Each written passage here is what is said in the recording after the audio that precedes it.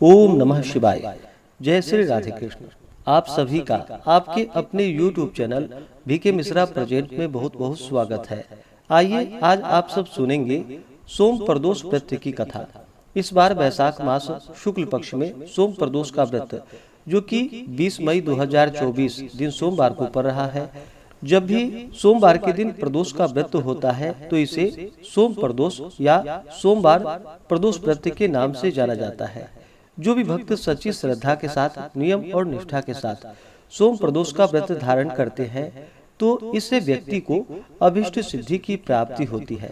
प्रदोष का व्रत प्रत्येक माह के कृष्ण पक्ष और शुक्ल पक्ष की त्रयोदशी तिथि के दिन जब भी प्रदोष काल का समय प्राप्त होता है उस दिन यह व्रत धारण किया जाता है। प्रदोष का व्रत भगवान शिव जी को अति प्रिय होता है। इसे धारण करने से 100 गायों को दान करने के बराबर पुण्य फलों की प्राप्ति होती है तथा व्यक्ति के पापों का नाश होता है और अंत में भगवान शिव के धाम की प्राप्ति होती है। इस दिन विशेष प्रकार से प्रदोष काल के समय में भगवान शिव जी का पूजन किया जाता है। प्रदोष काल का समय सूर्यास्त से 1 घंटे पहले और 1 घंटे बाद तक के बीच का जो समय होता है यह समय प्रदोष काल का होता है और इस दौरान भगवान शिव जी का विशेष प्रकार से पूजन करना चाहिए। इससे भगवान भोलेनाथ अपने भक्तों पर अति प्रसन्न होते हैं, अपने भक्तों के सभी प्रकार के दुखों को दूर कर देते हैं तथा सुख और समृद्धि का आशीर्वाद प्रदान करते हैं। तो आइए सुनते हैं प्रदोष व्रत की कथा और अंत में जानेंगे प्रदोष व्रत के शुभ मुहूर्त व्रत पूजा महत्व के बारे में। प्रदोष काल पूजन का क्या समय होगा, तो आइए पहले भगवान शिव जी का ध्यान करते हैं। हे भगवान भोलेनाथ, आप करोड़ों चंद्रमा के समान कांतिवान त्रिनेत्रधारी, मस्तक पर चंद्रमा का आभूषण धारण करने वाले, पिंगल वर्ण के जटाजूटधारी, नीले कंठ तथा अनेक रुद्राक्ष मालाओं से सुशोभित, वरद हस्त त्रिशूलधारी, नागों के कुंडल पहनने वाले, व्याघ्र चर्म धारण किए हुए, रत्न जड़ित सिंहासन पर विराजमान शिव जी हमारे सारे कष्टों को दूर कर सुख और समृद्धि का आशीर्वाद प्रदान करे। तो बोलिए प्रेम से भगवान भोलेनाथ की जय, माता पार्वती की जय, सर्वदेवी देवता की जय। कथा के अनुसार शौनकादि ऋषि के पूछने पर श्री सूत जी बोले कि हे ऋषि वरो, अब मैं सोम त्रयोदशी व्रत का महात्म्य वर्णन करता हूँ। इस व्रत के करने से शिव पार्वती प्रसन्न होते हैं। प्रातः स्नान आदि कर शुद्ध पवित्र हो, शिव पार्वती का ध्यान करके पूजन करे और अर्घ्य दे। ओम नमः शिवाय इस मंत्र का 108 बार जप करे। फिर स्तुति करे कि हे प्रभु, मैं इस दुख सागर में गोते खाता हुआ ऋण भार से दबा ग्रह दशा से ग्रसित हूँ। हे दयालु प्रभु, मेरी रक्षा कीजिए। शौनकादि ऋषि बोले कि हे पूज्यवर महामते, आपने यह व्रत संपूर्ण कामनाओं के लिए बतलाया है। अब कृपा कर यह बताने का कष्ट करे कि यह व्रत किसने किया, वह क्या फल पाया। श्री सूत जी बोले, एक नगर में एक ब्राह्मणी रहती थी। उसके पति का स्वर्गवास हो गया था। भरण पोषण का कोई आधार नहीं था, इसलिए वह सुबह होते ही अपने पुत्र के साथ भीख मांगने निकल जाती थी और जो भिक्षा प्राप्त होता था उसी से अपना और अपने पुत्र का पेट भरती थी। एक दिन ब्राह्मणी भीख मांगकर लौट रही थी तो उसे एक लड़का मिला। उसकी दशा बहुत ही खराब थी। ब्राह्मणी को उस पर दया आ गई। वह उसे अपने साथ घर ले आई। वह लड़का विदर्भ का राजकुमार था। पड़ोसी राजा ने उसके पिता पर आक्रमण करके उसके राज्य पर कब्जा कर लिया था, इसलिए वह मारा मारा फिर रहा था। ब्राह्मणी के आश्रम में वह ब्राह्मण कुमार की तरह पलने लगा। एक दिन ब्राह्मण कुमार और राजकुमार खेल रहे थे। उन्हें वहां गंधर्व कन्याओं ने देख लिया। वे राजकुमार पर मोहित हो गई। ब्राह्मण कुमार तो घर लौट आया, लेकिन राजकुमार अंशुमती नामक गंधर्व कन्या से बात करता रह गया। दूसरे दिन अंशुमती अपने माता पिता को राजकुमार से मिलाने के लिए लेकर आई। उसको राजकुमार पसंद आया। कुछ ही दिनों बाद अंशुमती के माता पिता को भगवान शंकर ने स्वप्न में आदेश दिया कि वे अपनी कन्या का विवाह राजकुमार से करा दे। फलतः उन्होंने अंशुमती का विवाह राजकुमार से करा दिया। ब्राह्मणी को ऋषियों ने आज्ञा दे रखी थी कि वह सदा प्रदोष का व्रत करती रहे। उसके व्रत के प्रभाव और गंधर्वराज की सेनाओं की सहायता से राजकुमार ने विदर्भ से शत्रुओं को मार भगाया और अपने पिता के राज्य को पुनः प्राप्त कर वहां आनंद पूर्वक रहने लगा। राजकुमार ने ब्राह्मण को अपना प्रधानमंत्री बनाया।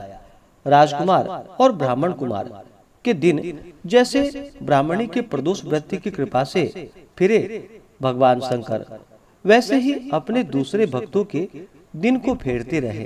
तभी से प्रदोष व्रत का संसार में बड़ा ही महत्व है। इसी प्रकार से जो भी भक्त सच्ची श्रद्धा के साथ, नियम और निष्ठा के साथ सोम प्रदोष का व्रत धारण करते हैं तो उन्हें अभिष्ट सिद्धि की प्राप्ति होती है।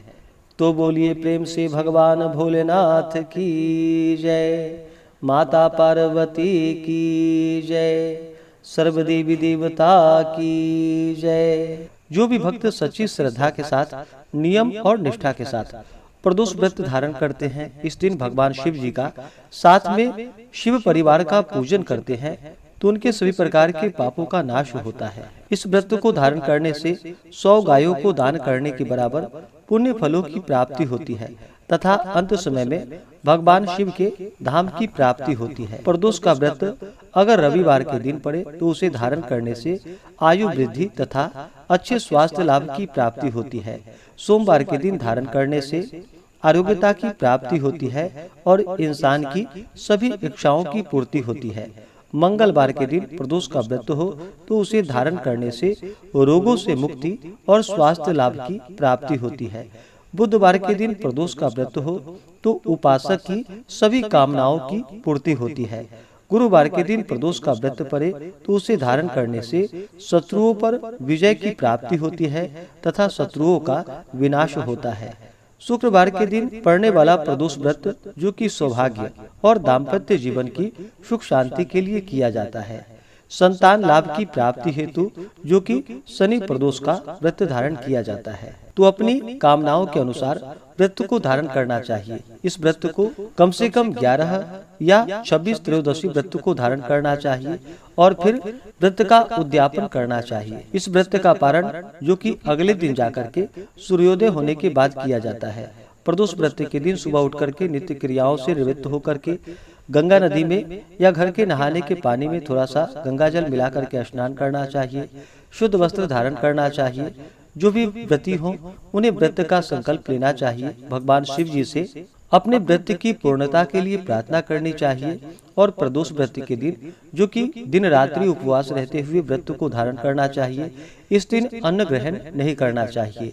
जो उपवास नहीं रह पाते हैं, जिनका स्वास्थ्य सही ना हो, तो आप एक समय फलाहार ग्रहण करके व्रत को धारण करें और इस दिन भगवान का सुबह और विशेष करके प्रदोष काल के समय में पूजन करना चाहिए।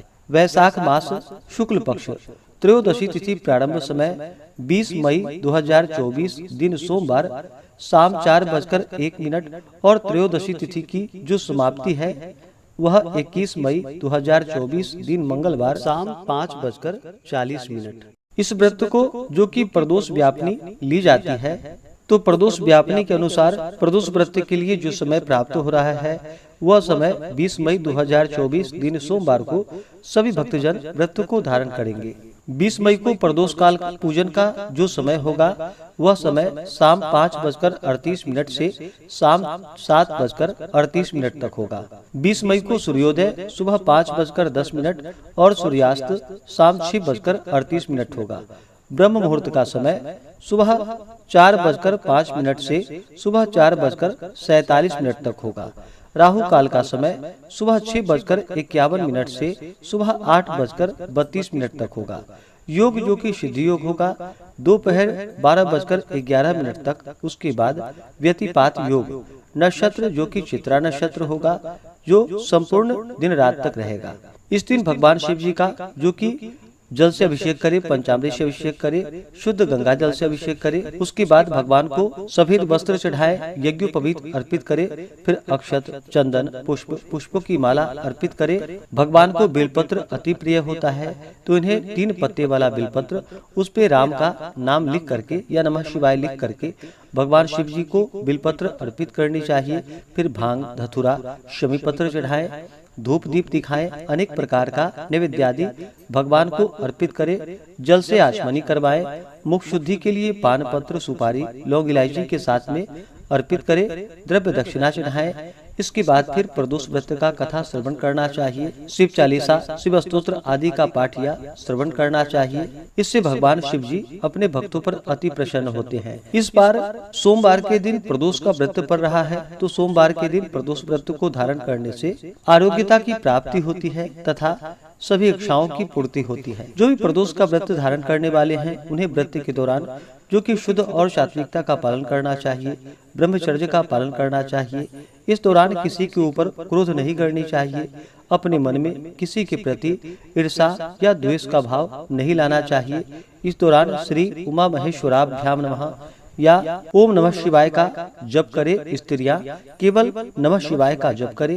पूर्ण भक्ति भाव के साथ भगवान का पूजन, कथा श्रवण करे, स्तोत्र आदि का पाठ या श्रवण करे। इससे भगवान भोलेनाथ अपने भक्तों पर प्रसन्न होकर के अपने भक्तों के सभी प्रकार के दुख और कष्टों को दूर करते हैं तथा सुख और समृद्धि का आशीर्वाद प्रदान करते हैं।